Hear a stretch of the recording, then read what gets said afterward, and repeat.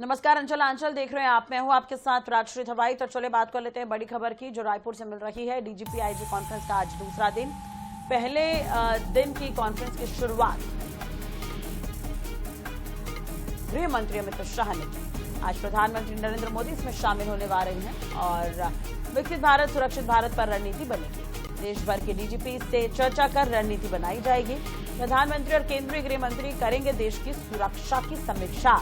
नक्सलवाद और आतंकवाद के विषय पर चर्चा होगी। तो नक्सलवाद और आतंकवाद ये महत्वपूर्ण विषय है जिस पर चर्चा होनी है। डीजीपी आईजी कॉन्फ्रेंस का आज दूसरा दिन और पहले दिन की कॉन्फ्रेंस की जो शुरुआत है, पहले दिन कॉन्फ्रेंस शुरुआत जो है वो गृह मंत्री अमित शाह ने की और आज प्रधानमंत्री भी इसमें शामिल होने जा रहे हैं। काफी अहम ये आयोजन है। डीजीपी आईजी कॉन्फ्रेंस जो है वो छत्तीसगढ़ में हो रहा है और विकसित भारत के राष्ट्रीय दृष्टिकोण के अनुरूप सुरक्षित भारत के निर्माण के लिए एक दूरदर्शी रोडमैप की रूपरेखा को यहां पर अंतिम रूप दिया जाएगा। कॉन्फ्रेंस के अंतिम दिन प्रधानमंत्री नरेंद्र मोदी विशिष्ट सेवा के लिए राष्ट्रपति पुलिस पदक भी प्रदान करेंगे। ये कल होना है। इस सम्मेलन में सभी राज्यों के गृह मंत्री, राज्य और केंद्र शासित प्रदेशों के पुलिस महानिदेशक और केंद्रीय पुलिस संगठन के प्रमुख शामिल होंगे।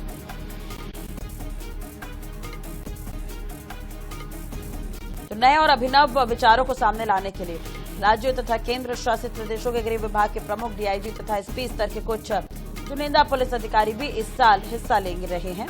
बैठक को इंटेलिजेंस ब्यूरो आयोजित करता है। तो ये कॉन्फ्रेंस है, आपको बता दें कि आज दूसरा दिन है इसका।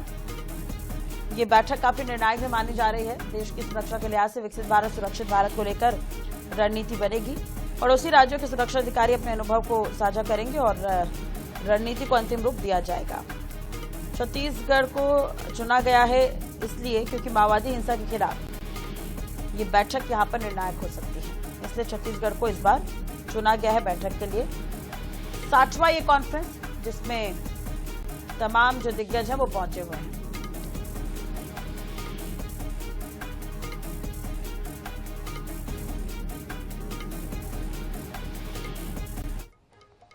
इसी बीच एक बड़ी और अहम खबर रायपुर से है। जमीन की गाइडलाइन दरों के विरोध में कांग्रेस का प्रदर्शन। आज सभी जिलों में कांग्रेस जो है प्रदर्शन करने वाली है। कांग्रेस पार्टी प्रदर्शन के बाद सभी जिलों में प्रेस कॉन्फ्रेंस भी करती हुई नजर आएगी। तो प्रदेश कांग्रेस प्रभारी महामंत्री मलकीत सिंह गैदू ने निर्देश दिए हैं।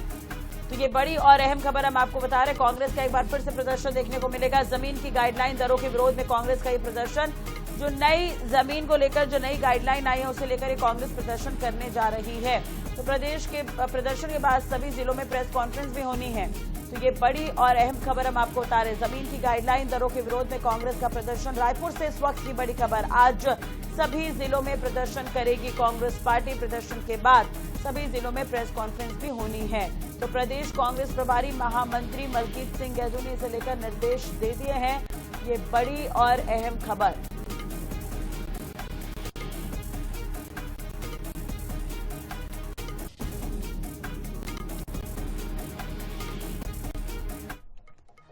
मध्य प्रदेश कांग्रेस में संगठन मंत्रियों की नई नियुक्तियों को लेकर विवाद खड़ा हो गया है। प्रदेश प्रभारी हरीश चौधरी ने जिला संगठन मंत्रियों की नियुक्तियों को रद्द कर दिया है।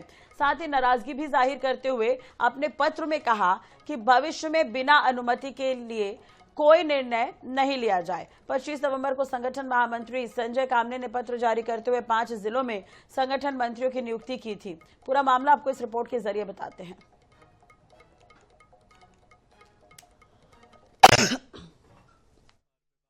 शुरू हो गया है।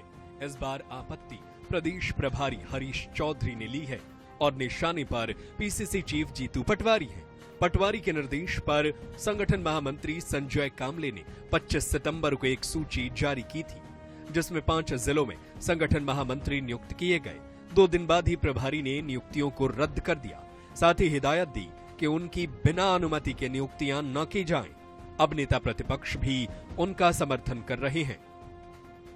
नहीं, जिला संगठन मंत्री के संदर्भ में है या पत्र के संदर्भ में हम लोगों की आंतरिक व्यवस्था है। तो ये आंतरिक जो हम लोगों के दस्तावेज है, जो आंतरिक हम लोगों की प्रक्रिया है, उसके तहत जो भी कार्य हो रहा है वो बिल्कुल कांग्रेस पार्टी के अंदर जो नियम है, पारदर्शिता है, उसके आधार के ऊपर फैसले होते हैं।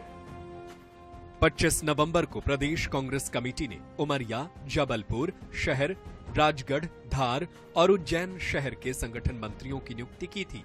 सूत्रों का कहना है कि संगठन मंत्रियों की नियुक्ति के खिलाफ एआईसीसी में शिकायतें की गईं। जिलाध्यक्षों ने ही आपत्ति ले ली, जिसके बाद प्रभारी ने सूची को रद्द कर दिया। वहीं दूसरी तरफ बीजेपी तंज कस रही है। देखिए, मैं तो पहले ही कह चुका हूं कि मार्च 2026 तक कांग्रेस में गृह युद्ध मचेगा।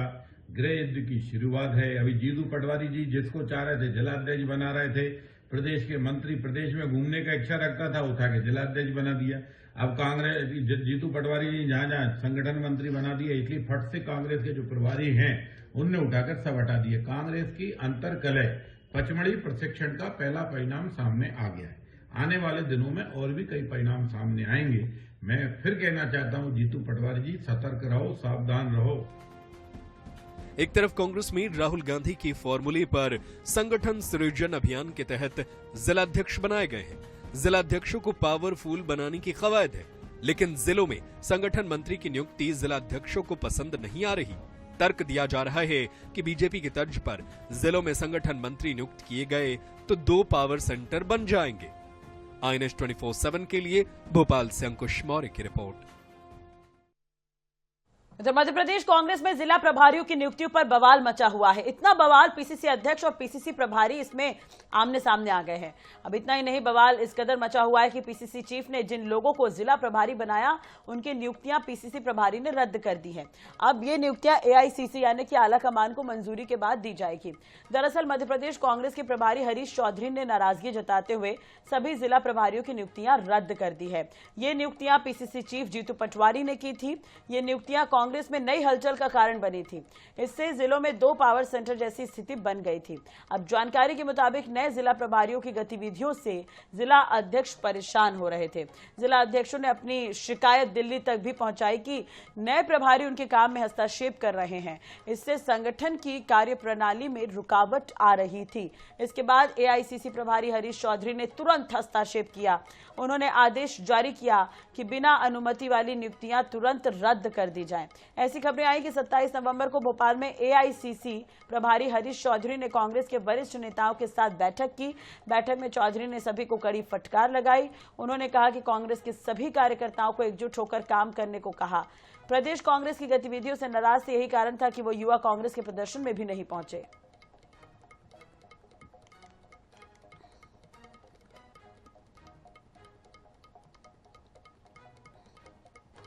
राजधानी के कुख्यात सूदखोर वीरेंद्र सिंह तोमर और रोहित तोमर मामले में नया खुलासा हुआ है।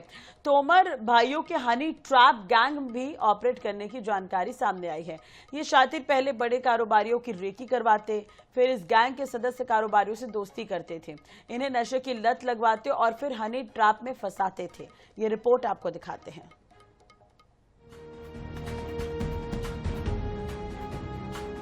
तोमर भाइयों का जाल केवल सूदखोरी, मारपीट और रंगदारी तक सीमित नहीं था, बल्कि इन शातिरों का हनी ट्रैप गैंग भी सक्रिय था।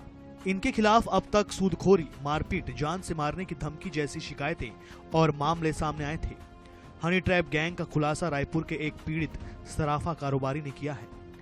तोमर गैंग ने सराफा कारोबारी को हनी ट्रैप का शिकार बनाया। पीड़ित कारोबारी ने वीरेंद्र, रोहित और उसके गुर्गों से माता पिता, बीवी, भाई को बचाने के लिए अपना सब कुछ गंवा डाला। पहले इस कारोबारी से 5,000 रुपए रोजाना वसूली शुरू हुई, जो 2 लाख रुपए प्रतिदिन तक जा पहुंची। ऐसा करते करते उसने 1 साल में ही 5 लाख लोन का 1.5 करोड़ रुपए दे डाला। ऐसे एक नहीं कई पीड़ित हैं, लेकिन वे सिर्फ 2 वजह से पुलिस के सामने नहीं आ रहे हैं। पहला बदनामी, दूसरा वीरेंद्र रोहित छूटे तो उनसे जान का खतरा। सूदखोर वीरेंद्र सिंह तोमर और रोहित तोमर के मामले में अब एक और नया खुलासा हुआ है। दोनों बंधु न केवल सूदखोरी राजधानी में कर रहे थे, बल्कि कई लोगों को इन लोगों ने हनी ट्रैप में भी फंसाया। इन्होंने एक नया जाल बिछाया था। ये जाल काम करता था कुछ अलग पैटर्न से, जिसमें सबसे पहले ये रेकी करते थे कि कौन कौन बड़े घराने के लोग हैं, किनके पास ज्यादा पैसा है। फिर उनसे दोस्ती करते थे। दोस्ती के बाद नशे की लत लगाते थे। उसके बाद फिर उनका अश्लील वीडियो बना करके फिर शुरू होता था वसूली का खेल, जहां पर लाखों करोड़ों रुपए इन दोनों भाइयों ने हनी ट्रैप में फंसा करके अलग अलग कारोबारियों से लूटे हैं। कई कारोबारी सामने आ रहे हैं। हालांकि वे अपना नाम नहीं बताना चाहते, लेकिन कईयों ने शिकायत भी की है। वीरेंद्र सिंह तोमर को रायपुर पुलिस ने गिरफ्तार कर लिया है। उससे पूछताछ में कई अहम खुलासे भी हुए हैं और वीरेंद्र सिंह तोमर को जेल भेज दिया गया है। लेकिन रोहित तोमर यानी कि रूबी तोमर ये अब भी पुलिस की पकड़ से बाहर है। इधर दोनों भाइयों के खिलाफ न केवल सूदखोरी के साथ साथ 8 से ज्यादा FIR दर्ज हो चुकी है और अब हनी ट्रैप के जरिए भी वसूली का नया मामला सामने आया है, जहां पर अलग अलग कारोबारियों से करोड़ों रुपए इन दोनों भाइयों ने वसूले हैं। बहरहाल देखना होगा आगे रोहित तोमर कब तक पुलिस की गिरफ्त में आता है और इन दोनों के खिलाफ और किस प्रकार से कार्रवाई होती है और कितने पीड़ित इन दोनों के खिलाफ सामने आते हैं। कैमरा पर्सन अविनाश चौबे के साथ मोहम्मद सैन, NS 24/7 रायपुर। चलिए बात कर लेते हैं अहम खबर की। DGP IG कॉन्फ्रेंस का आज दूसरा दिन है। आपको बता दें कि पहले दिन की शुरुआत अमित शाह ने की और आज प्रधानमंत्री नरेंद्र मोदी इसका हिस्सा बनने जा रहे हैं। अमित शाह योग करते हुए नजर आएंगे। तो IIM में 7:30 बजे के लगभग वो पहुंचने वाले थे और ये कुछ तस्वीरें भी हम आपको दिखा रहे हैं। हलचल तेज हो गई है और तमाम जो DGP हैं वो भी और IG जो है वो भी पहुंच रहे हैं। यहाँ पर योग होना है तो एक संदेश ये भी देने की कोशिश की सुबह सुबह उठकर अमित शाह अगर योग कर रहे हैं, तमाम अधिकारी योग कर रहे हैं, तो एक मैसेज देने की कोशिश की जा रही है। यानी कि एक कॉन्फ्रेंस है, बड़ा आयोजन है, लेकिन अपना दिन का जो उनका रूटीन है वो चल रहा है। मोहम्मद हसन हमारे साथ जुड़ गए ज्यादा जानकारी के लिए। हसन, नए रायपुर IIM कैंपस के बाद हलचल शुरू हो गई है। अमित शाह क्या पहुंच गए हैं या फिर पहुंचने वाले हैं? पहले तो ये जानकारी, अधिकारी भी पहुंच रहे हैं योग करने के लिए? बिल्कुल, देखिए DGP IGP कॉन्फ्रेंस का आज दूसरा दिन है, बेहद ही महत्वपूर्ण दिन है। पहले दिन इस कॉन्फ्रेंस की शुरुआत केंद्रीय गृह मंत्री अमित शाह ने की थी और आज कॉन्फ्रेंस में प्रधानमंत्री नरेंद्र मोदी भी शामिल हो रहे हैं। लगभग 6 सेशंस बचे हुए हैं। आज 3 सेशन होंगे, कल 3 सेशन होंगे। फिलहाल हलचल तेज है। IIM के बाहर तमाम जो अधिकारियों के पहुंचने का सिलसिला है वो लगातार जारी है। DG IG रैंक के अधिकारी जो है वो लगातार यहाँ पर पहुंच रहे हैं। अब से कुछ ही देर में केंद्रीय गृह मंत्री अमित शाह का काफिला भी जो है वो यहाँ पर पहुंच सकता है। कॉन्फ्रेंस की शुरुआत आज 8:30 बजे ठीक हो जाएगी। 8:15 पर प्रधानमंत्री नरेंद्र मोदी का काफिला भी जो है वो यहाँ पर पहुंचेगा, लेकिन उसके पहुंचने से पहले केंद्रीय गृह मंत्री अमित शाह यहाँ पर पहुंच जाएंगे और उसके बाद PM मोदी पहुंचेंगे और उसके बाद कॉन्फ्रेंस की शुरुआत होगी। आज बेहद ही महत्वपूर्ण दिन है क्योंकि कई अलग अलग विषयों पर आज चर्चा जो है वो होनी है। संभवतः आज राष्ट्रीय सुरक्षा को लेकर के खास तौर पर चर्चा जो है वो की जाएगी। नक्सलिज्म एक बड़ा मुद्दा और ऐसे में छत्तीसगढ़ जो है कहीं ना कहीं नक्सलवाद को खत्म करने को लेकर के पूरे देश भर में एक मॉडल के रूप में सामने आया है। लगातार छत्तीसगढ़ में नक्सलवाद को लेकर के जो जवान है वो काम कर रहे हैं। अब तक अगर बात करें तो 70 से 80% नक्सलिज्म पूरी तरीके से समाप्त हो चुका है। कल भी जो पहला दिन था कॉन्फ्रेंस का तो उसमें नक्सलिज्म पर चर्चा हुई थी। केंद्रीय गृह मंत्री अमित शाह ने कहा था कि आने वाले समय में जो रोड मैप है उसे तैयार करना है। साथ ही बेहद ही महत्वपूर्ण दिन इसलिए भी है कि जो DGP रहेंगे, अलग अलग राज्यों के 28 से ज्यादा राज्यों के DGP यहाँ पर पहुंचे हुए हैं, उनके द्वारा अपनी एक प्रेजेंटेशन जो है वो दी जाएगी। संभवतः आज छत्तीसगढ़ के DGP अरुणदेव गौतम भी जो है अपनी प्रेजेंटेशन दे सकते हैं नक्सलिज्म को लेकर के। आने वाले समय के लिए जो सुरक्षा की तैयारियां हैं उसको लेकर के रोड मैप जो है वो प्रेजेंट कर सकते हैं। नए कानून में जो बदलाव किए गए हैं, जो नया कानून बनाया गया है उसको लेकर के चर्चा होगी। साथ ही साथ देश में कहीं ना कहीं ड्रग्स जो है इसको लेकर के कहीं ना कहीं चिंता जताई गई है। तो ऐसे में बॉर्डर पर जिस प्रकार से अब हाल फिलहाल में खुलासे हुए थे कि कहीं ना कहीं इंडिया पाकिस्तान बॉर्डर से ड्रग्स नशे की तस्करी होती, नशा कहीं ना कहीं का बड़ी चुनौती बन गया है पूरे देश के लिए। देश के युवा नशे में लगातार संलिप्त हो रहे, तो ऐसे में नशे को रोकने के लिए भी यहाँ पर कवायद जो है वो की जाएगी और उस पर चर्चा होगी कि बॉर्डर पर सुरक्षा किस तरीके से बढ़ाई जाए, कैसे नशे के कारोबार को देश में रोके, क्योंकि देश में लगातार जो युवा है वो नशे की जिद में आ रहे हैं। तो ऐसे में इस पर तमाम विषयों पर चर्चा होनी है। तस्वीरें IIM की लगातार यहाँ पर हाई अलर्ट है। सुरक्षा के कड़े इंतजाम किए गए हैं। SPG, केंद्रीय सुरक्षा एजेंसियां और 2000 से अधिक पुलिसकर्मी भी तैनात हैं और फिलहाल लगभग 3 से ज्यादा बसें आ चुकी जिसमें DG IG रैंक के अधिकारी थे। कुछ ही देर का इंतजार है जब केंद्रीय गृह मंत्री अमित शाह यहाँ पहुंचेंगे, उसके बाद प्रधानमंत्री नरेंद्र मोदी का यहाँ पर काफिला पहुंचेगा और 8:30 बजे ठीक जो जानकारी मिली उसके मुताबिक आज की कॉन्फ्रेंस की शुरुआत होगी।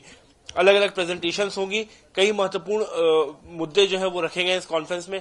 नेशनल सिक्योरिटी एक बड़ा मुद्दा है। नक्सलिज्म को लेकर के भी एक बड़ी बात सामने आई कि अगली बार जब ये DG कॉन्फ्रेंस होगी तो संभवतः तब तक पूरे देश से नक्सलवाद खत्म हो चुका होगा। इसका भी उल्लेख जो है कल के दिन पहले दिन कॉन्फ्रेंस में किया गया था।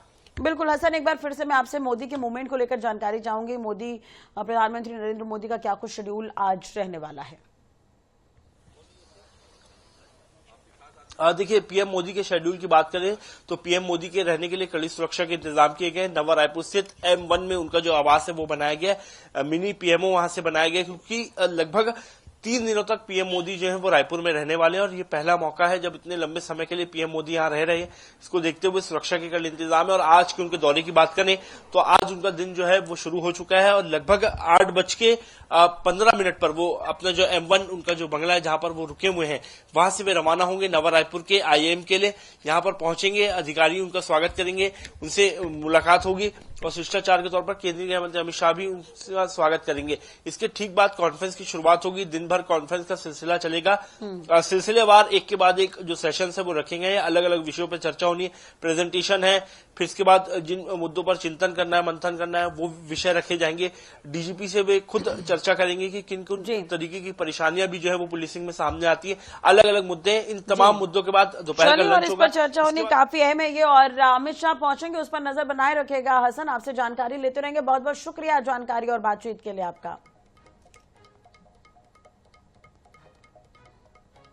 रायसेन जिले के गौहरगंज में मासूम बच्ची से दुष्कर्म के आरोपी सलमान को पुलिस ने शॉर्ट एनकाउंटर के बाद गिरफ्तार किया है। आरोपी के पैर में गोली लगी है और उसे हमीदिया अस्पताल में भर्ती करवाया गया है। अस्पताल के बाहर पुलिस बल की तैनाती रही। इसी बीच हिंदू संगठन के लोग भी अस्पताल पहुंचे, नारेबाजी करते नजर आए। बताया जा रहा है कि भोपाल के गांधीनगर से गिरफ्तारी के बाद रायसेन लौटते समय पुलिस की गाड़ी का टायर पंचर हो गया और जिसके बाद सलमान ने भागने की कोशिश की और पुलिस की पिस्टल छीनकर वो फायर किया गया। पुलिस ने तुरंत जवाबी कार्रवाई की और शॉर्ट एनकाउंटर के बाद उसे गिरफ्तार किया गया फिर से। तो आरोपी पर 30,000 का इनाम था और उसे जल्द ही कोर्ट में पेश किया जाएगा। इधर भोपाल के गांधीनगर में जिन मुस्लिम युवकों ने दुष्कर्म आरोपी सलमान को पकड़ा था, उन युवकों से भी INH न्यूज ने बातचीत की है। युवकों का कहना है कि सलमान संदिग्ध हालत में घूम रहा था। पूछताछ में संदेह होने पर उन्होंने तुरंत पुलिस को सूचना दी और आरोपी को पकड़वाया। 21 तारीख को ये पूरा मामला सामने आया था। एक बच्चे को चॉकलेट के बहाने ये लेकर गया था और उसके बाद उसके साथ रेप की वारदात को अंजाम दिया था। उसके बाद से फरार चल रहा था, 6 दिन से फरार था। सलमान की गिरफ्तारी हो गई है। घायल कर यानी कि शॉर्ट एनकाउंटर के बाद इसे गिरफ्तार किया गया। मुख्यमंत्री ने इस पर सख्ती दिखाई और उसके बाद गिरफ्तारी हुई है।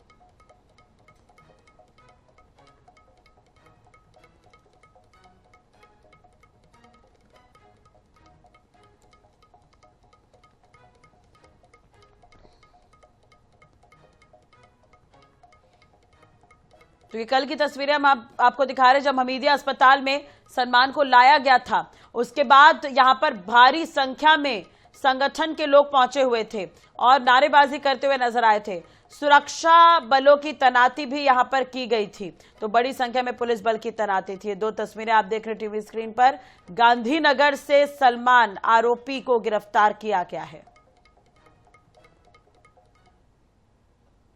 रायसेन में 6 साल की मासूम से दुष्कर्म करने वाले आरोपी का शॉर्ट एनकाउंटर हुआ है। 1250 में उसका प्राथमिक इलाज के बाद उसे हमीदिया अस्पताल में रेफर किया गया है, जहां उसका इलाज चल रहा है। लेकिन इसी के देखते हुए अब हिंदू संगठन के लोग जो है वो यहाँ विरोध करने के लिए पहुंच गए हैं और यहाँ पर साफ तौर पर उनका कहना है कि अब जिहादी को जो है गोली मारनी चाहिए। और ये जो शॉर्ट एनकाउंटर हुआ है, तस्वीर दिखाना चाहूंगा। देखते हैं कि यहाँ पे एक पोस्टर लेके पहुंचे हैं, यहाँ पे बहन बेटियों का अपमान नहीं सहेंगे, इस तरह के नारे इसमें लिखे हुए हैं और साफ तौर पर यहाँ पे मांग की जा रही है कि उसे गोली मारे। क्या आप लोग प्रदर्शन करने के लिए पहुंचे, शॉर्ट एनकाउंटर हुआ है, क्या मांगे?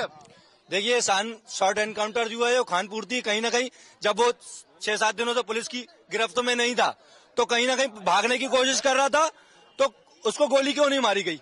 मतलब आप देख रहे हैं, ऐसा लग रहा है पकड़ के गोली मारी। कहीं ना कहीं एक तरह की खानपूर्ति हम चाहते हैं, उसकी छाती में गोली मारी जाए और जनता के हवाले करा जाए। जनता के हवाले किया जाए। अभी आप लोग यहाँ प्रदर्शन के लिए पहुंचे, पुलिस रोक रही है, क्या? पुलिस का काम यही है, 6 दिन से पुलिस उसको पकड़ नहीं पा रही थी, लोगों ने उसको पकड़वा दिया है, तो पुलिस शॉर्ट एनकाउंटर का एक वो पूरा खेल रच करके कहीं ना कहीं भ्रमित कर रही है। हम ये चाहते हैं कि उसको फांसी की सजा हो या उसको बीच चौराहे पे ले जाकर गोली मार दी जाए।